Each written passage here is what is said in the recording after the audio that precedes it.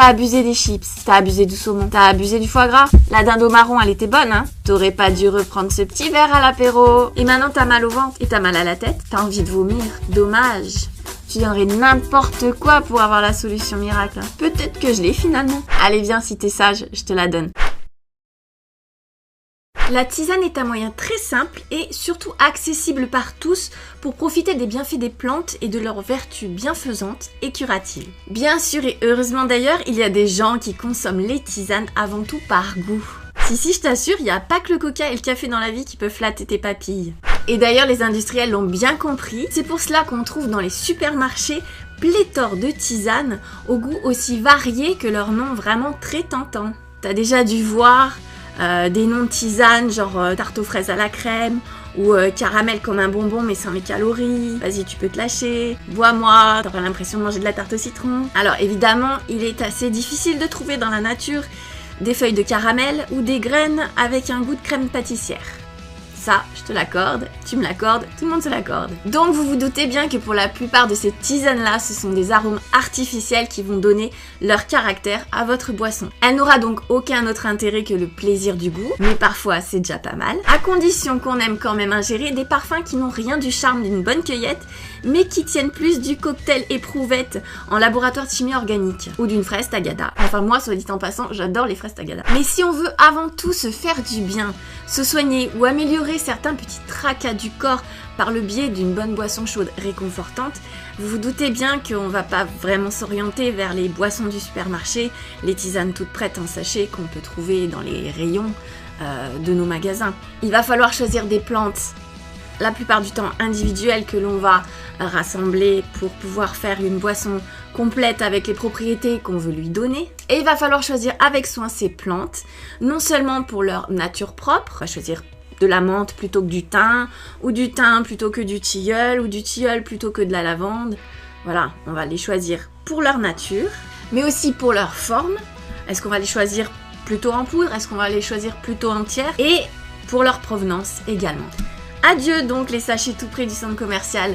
Direction notre herboristerie où on va aller choisir avec soin nos petites plantes à nous qu'on aura sélectionnées pour leurs propriétés et qu'on va mélanger tout seul comme des grands. Et ça c'est super rigolo aussi, tu verras. Presque autant qu'une fraise tagada. Il va sans dire qu'il faudra systématiquement choisir de préférence des plantes issues de l'agriculture biologique, ce qui va garantir l'absence de tout pesticide. Parce que le but, c'est quand même bien de vous apporter les bienfaits de la plante et pas de vous empoisonner avec des substances de synthèse plus que douteuses.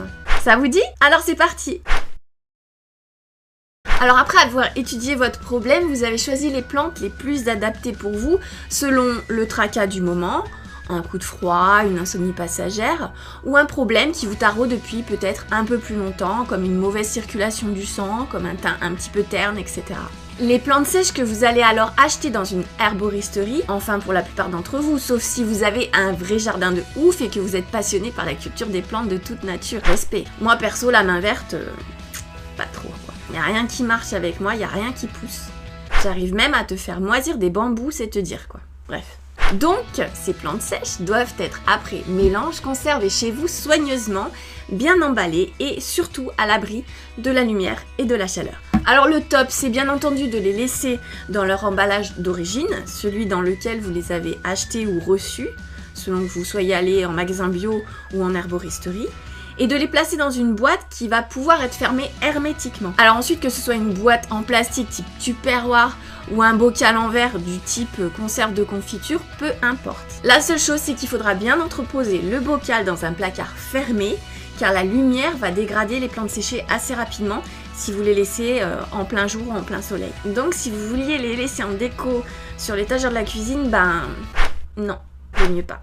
De la même façon, pour les isoler au maximum des sources de chaleur, il faut éviter d'entreposer ces bocaux trop près de la cuisinière ou alors sur une étagère ou un placard trop près d'une fenêtre exposée au soleil. Évitez aussi de les laisser juste dans le papier craft de votre herboristerie ou dans leur emballage du magasin bio, parce que cet emballage justement ne sera pas assez isolant pour garantir une conservation optimale de vos plantes. En effet, au fil du temps, la teneur de la plante en principe actif décroît. Il s'évapore tout simplement petit à petit, et ce d'autant plus que la plante sera en contact avec l'air ambiant. Donc, il faut bien essayer de les mettre en boîte hermétique.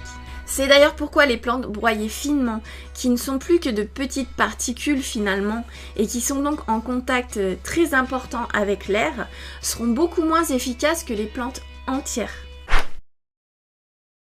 Alors, quelle quantité utiliser? Pour un mug, il faut compter environ 5 g de plantes. Dans un premier temps, il vaudra mieux peser la préparation pour être sûr de ne pas faire un surdosage ou un sous-dosage dont les effets peuvent être soit néfastes, soit carrément insignifiants. Bon, par la suite, pas besoin de sortir la balance à chaque fois, bien sûr, vous saurez si vos 5 g correspondent plus à une cuillère à soupe ou à une pincée de votre mélange. Par contre, je vous vois venir, ne doublez pas les quantités sous prétexte de vouloir augmenter la puissance curative de votre boisson. Ça sert à rien. Premièrement, ça ne marchera pas de cette façon et ensuite, vous risquez vraiment des effets secondaires selon les plantes que vous allez consommer. Il faut toujours éviter les surdosages.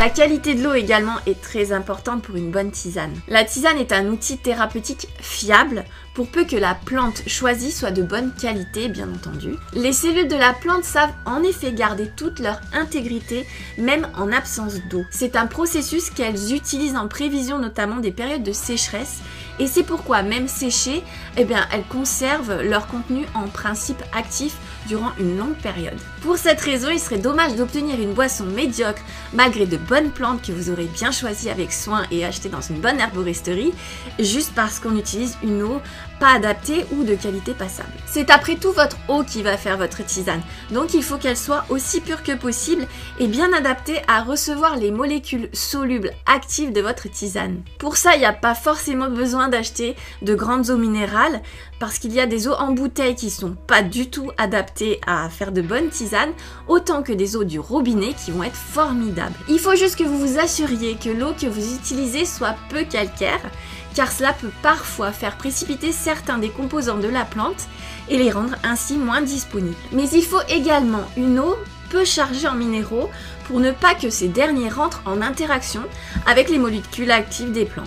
Vous éviterez donc, si vous voulez vraiment utiliser une eau minérale, d'acheter tout ce qui est Vittel, Contrex, Épar, Courmayeur, qui sont des eaux très minéralisées. Optez davantage pour des eaux du type Volvic, Monroku, Evian ou Valver qui sont faiblement minéralisées et donc qui vont être plus propices à l'obtention d'une tisane de bonne qualité. Après, si vous vous renseignez sur votre eau du robinet, vous avez peut-être une eau du robinet tout à fait adaptée, faiblement minéralisée et peu chargée en calcaire, donc pas besoin de vous embêter à aller acheter de l'eau minérale. Et vous savez ce qui est vraiment l'idéal? C'est de l'eau de pluie, bouillie. Tout simplement. C'est peut-être pour ça d'ailleurs que les Anglais boivent autant de thé. Bah oui, en Angleterre il pleut tout le temps, non? Pardon. Ouais, je sais, solitude, quand tu nous tiens. Alors, la température de l'eau. Quelle température est idéale pour une bonne infusion? Pour une infusion optimale, il est conseillé de faire bouillir de l'eau, donc de la porter à 100 degrés, puis de la laisser refroidir quelques minutes jusqu'à ce que sa température redescende un petit peu et qu'elle arrive aux alentours des 80-85 degrés. En effet, une eau bouillante qui vient juste d'atteindre les 100 degrés, si elle est versée sur la plante, va détruire une partie des arômes et des principes actifs. Et ce serait ballot puisque c'est justement eux qui nous intéressent. Si vous êtes vraiment un puriste de la tisane optimisée à fond, vous pouvez faire préchauffer le récipient qui va accueillir votre tisane. Dans ces cas-là, vous faites bouillir de l'eau, vous remplissez votre récipient, que ce soit un mug, une théière, une tasse, et vous laissez bien les parois prendre la température du liquide avant de le vider. Cette étape est bien sûr totalement optionnelle, mais elle évite que l'eau d'infusion perde trop vite sa température lors de la mise en contact avec le contenant. Et donc de cette façon, vous êtes sûr d'avoir une qualité d'infusion vraiment optimale. Une fois que vous avez fait ça, vous placez votre mélange de plantes dans votre récipient, et vous couvrez. Avec la vapeur d'eau, la plante va commencer à s'humidifier et à libérer ses arômes. L'eau restante qui aura été portée à ébullition, vous allez tout simplement la laisser reposer 5 bonnes minutes afin que sa température qui aura été portée à 100 degrés redescende autour des 80-85 degrés comme je vous le disais tout à l'heure. L'alternative idéale, c'est d'utiliser une bouilloire qui va s'arrêter automatiquement à 85 degrés. On en trouve de plus en plus dans le commerce avec le développement de la consommation de thé observé ces dernières années. Une fois que la température voulue est atteinte, vous versez l'eau dans le récipient et vous couvrez à nouveau pendant le temps de l'infusion. Après, si vous n'avez pas de réceptacle sur le haut de votre mug ou de votre théière, vous remuez bien ça ira quand même. L'eau chaude, quand elle va être mise en contact avec la plante, va faire éclater les cellules végétales, ce qui va permettre de libérer les molécules actives hydrosolubles, mais également, lorsque le végétal le permet, certaines huiles essentielles contenues dans les plantes. Et c'est le cas notamment pour toutes les plantes aromatiques comme le thym, la lavande, la menthe, le romarin, la verveine. Ces huiles sont malheureusement volatiles et donc en couvrant, vous allez tout simplement éviter qu'elles ne s'évaporent et vous allez améliorer encore la qualité de votre tisane. Alors le temps d'infusion idéal, c'est quoi? Selon la plante qu'on va utiliser, le temps d'infusion peut varier. Mais il y a une petite règle très simple à avoir en tête, c'est que plus la plante va être broyée, plus le temps d'infusion va être rapide. Il faudra tout de même compter au minimum 3 minutes d'infusion et ne pas dépasser les 10 minutes au risque de déguster une infusion qui va avoir un goût un peu dégradé, un peu trop amer, un peu trop acide. Un goût pas très agréable finalement. Il faut ensuite bien sûr filtrer votre préparation avant de la boire parce que vous ne voulez pas avaler les plantes en même temps que votre eau. À moins que vous soyez un peu bizarre. Maintenant vous faites comme vous voulez. Mais moi je vous conseille de la filtrer quand même. L'idéal c'est donc que vous ayez au préalable prévu l'usage d'un filtre. Que ce soit un filtre qui soit intégré à votre théière ou à votre mug, ou un filtre papier à usage unique qu'on peut trouver maintenant au rayon des filtres à café dans tous les supermarchés. C'est super pratique, ce sont des petits filtres que vous mettez directement dans le mug avec vos plantes à l'intérieur. Ils sont assez larges, ils sont très bien, ils sont jetables, impeccables. À ce propos, sachez qu'il faudra pour une bonne dispersion des molécules actives que les feuilles de vos plantes se déploient bien au sein de votre préparation. Et c'est pourquoi les boules à thé trop petites ne vont pas être adaptées pour votre tasse, sauf si vous utilisez des plantes vraiment en poudre. Essayez d'orienter votre choix plutôt vers des boules d'infusion plus grosses ou des filtres jetables de bonne taille, comme je vous le disais précédemment. Mais le goût aussi c'est important. Certes, vous voulez booster votre capital santé en buvant des plantes et en bénéficiant ainsi de toutes leurs propriétés bienfaisantes. Et vous allez la plupart du temps en mélanger plusieurs des plantes pour une synergie efficace et vraiment complète. Mais ne négligez pas pour autant le goût de votre boisson, ça serait dommage. Surtout si vous avez envie de suivre un traitement au long cours. Alors, quand je dis long cours, attention, c'est 3 semaines maximum. Faut pas non plus abuser de la phytothérapie. 3 semaines, c'est un temps de cure très correct pour une affection chronique que vous pouvez bien sûr renouveler si besoin à chaque saison. Mais 3 semaines, c'est déjà pas mal. Donc pour vous faire du bien en vous faisant plaisir aussi, parce que ça c'est très important, n'hésitez pas à intégrer dans votre préparation des plantes qui sont réputées pour leur bon goût. Vous essayez de les mettre en quantité quand même assez forte dans votre mélange, c'est-à-dire la moitié de votre mélange avec des plantes réputées pour leur bon goût, c'est bien. Et usez, abusez de la menthe, de la mélisse, de la verveine, du gingembre, attention ça pique un peu, de la cannelle de Ceylan. Après c'est selon le goût de chacun aussi. Moi par exemple, personnellement j'adore la lavande, j'adore le goût de la lavande en infusion, mais il y a plein de personnes qui trouvent que c'est un petit peu trop fleuri, un peu trop typé et qui n'aiment pas vraiment le goût que cette plante peut redonner dans la boisson. C'est vous qui voyez, c'est selon les goûts de chacun. Faites attention de la même façon aux plantes qui vont être très amères ou très acides et qui peuvent rendre votre boisson assez difficile à apprécier. Il faut savoir par exemple que la fleur d'oranger, c'est très amer. Moi j'adore la fleur d'oranger, l'odeur que ça a, le goût que ça a en arôme alimentaire, mais en infusion c'est vrai que son amertume fait que je l'intègre toujours en petite quantité. La gentiane aussi c'est super amer. L'hibiscus, alors l'hibiscus c'est formidable, franchement en infusion ça donne une couleur rose flashy à ta boisson, c'est le top du top. Par contre c'est acide, donc faut y aller avec parcimonie. Bref, comme tout d'ailleurs dans la vie, tout est une question de juste équilibre. Et vous aurez probablement des ajustements à faire avant de trouver la tisane idéale, celle qui sera à votre goût et qui va mettre vos papilles dans un état tout en vous faisant du bien. Il vous reste plus maintenant qu'à trouver un joli mug pour déguster votre petite préparation, parce que mêler l'utile à l'agréable c'est toujours plus sympa. Et à vous après de trouver vos moments cocooning idéal pour la dégustation. Une bonne série, un tricot, un bouquin, le chat sur le ventre, le chat sur le dos, le chat sur la tête, en grosses chaussettes, ça c'est vous qui voyez, je veux pas savoir. Faites-vous plaisir. Je vais te donner la recette de la tisane après fête, une vraie potion magique qui va te permettre de te relever de tout ça. Son but, détoxifier ton foie, favoriser la digestion et booster l'énergie de ton organisme. Rien que ça.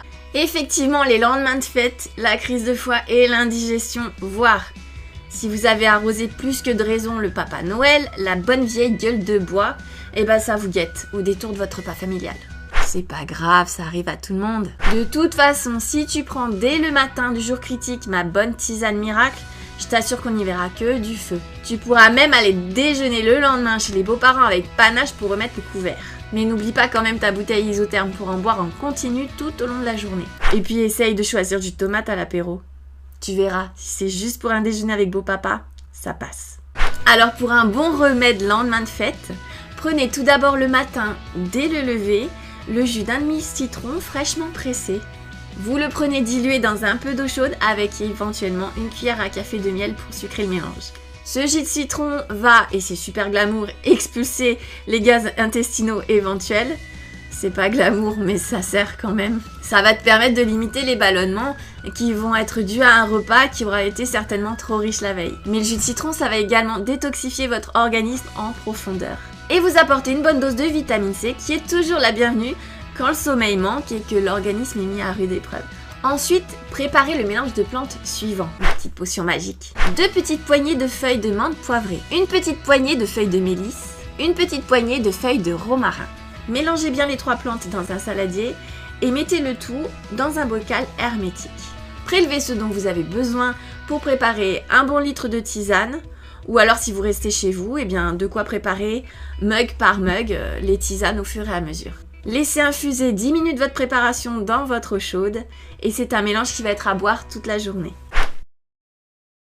Alors pourquoi la menthe? La menthe va faciliter la digestion de votre repas de fête et elle va protéger votre foie si vous craquez sur le chocolat. Elle va également calmer les envies éventuelles de vomir. Ça, en général, c'est plutôt les excès d'alcool. Et elle va résorber les ballonnements qui accompagnent en général les repas trop riches en graisse et en sucre. La mélisse. La mélisse, quant à elle, va apaiser votre système digestif qui est mis à rude épreuve par le foie gras, le saumon et la dinde au marron. Elle va calmer les reflux gastriques si besoin et être bienfaisante pour votre foie. Elle va soulager les douleurs de l'intestin et de l'estomac et elle va calmer les nausées. Et en plus, son goût citronné, c'est un vrai bonheur en infusion. Et le romarin pour finir en beauté. Le romarin va être l'élément clé dépuratif de votre boisson. Il va stimuler et régulariser l'activité de votre foie dont il est l'ami numéro 1. Anti-fatigue naturel, il pourra vous aider en cas de manque de sommeil, mais il va également vous aider à digérer les graisses et à éviter les fermentations intestinales. Et voilà, gorgée après gorgée, grâce à cette tisane, vous allez vous sentir tout léger. Ou presque. Cette vidéo est maintenant terminée. J'espère qu'elle vous aura plu et qu'elle pourra vous aider à manger plein de chocolat et de trucs super gras sans trop de tracas. En tout cas, je vous souhaite de passer d'excellentes fêtes de fin d'année en famille. D'ailleurs, vous avez mangé quoi vous au repas de Noël? Et le Père Noël, il a été sympa? À bientôt j'espère!